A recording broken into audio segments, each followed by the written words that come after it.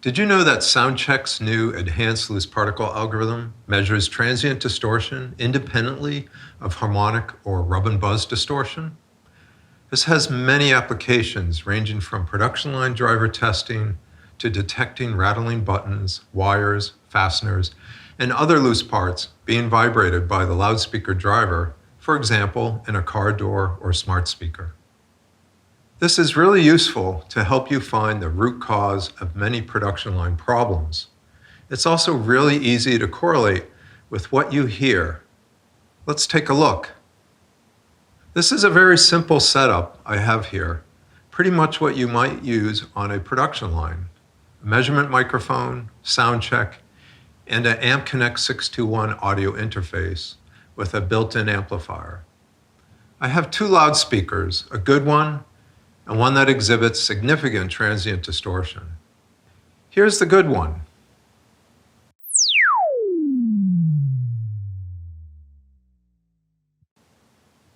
And here's the bad one.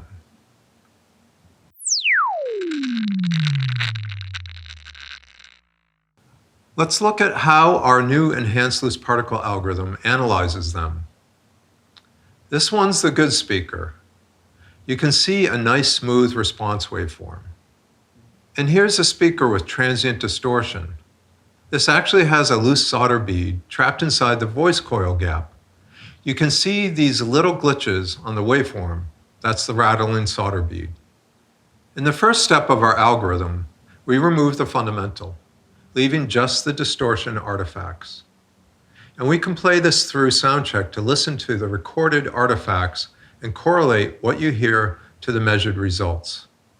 Here's the good speaker.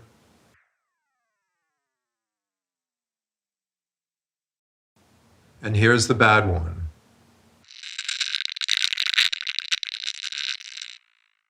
This really helps us understand how the measurement relates to what we hear and helps us set limits. Next, we apply an envelope analysis to get a time domain measurement. You can see the energy in the recorded waveform plotted against time. You can see the transient defects as random bursts of energy. And you can also see that we have a lot more defects in the bad sounding speaker than the good one. Now we calculate the prominence of each of these energy bursts. In this context, prominence describes the magnitude of the peak relative to the adjacent minimums.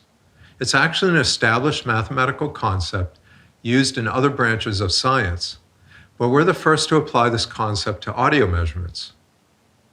This was actually the result of extensive research at Listen, in which we determined that the prominence of a peak reflects the impulsiveness of the distortion artifacts more accurately than the absolute magnitude of the peaks.